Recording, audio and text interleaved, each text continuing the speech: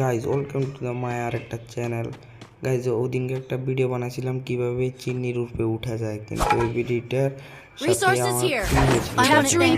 আমার কষ্ট করে কোন আইটেমের এখানে উঠছি। এখন মানে নিচে নামতেছি, কোনো ব্যালেন্স নেই।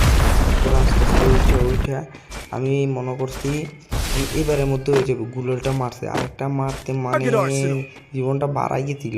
তারপর কত কষ্ট করে ওই গুলোটা মারছি, তারপর কোনো এটা দিয়ে আবার উঠছি।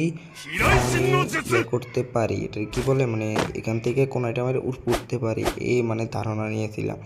এখানে বসে বসে অপেক্ষা করতেছি কোনায় কোন সময় রিলোডটা মানে কোনায় ইয়েটা চার্জটা হইব।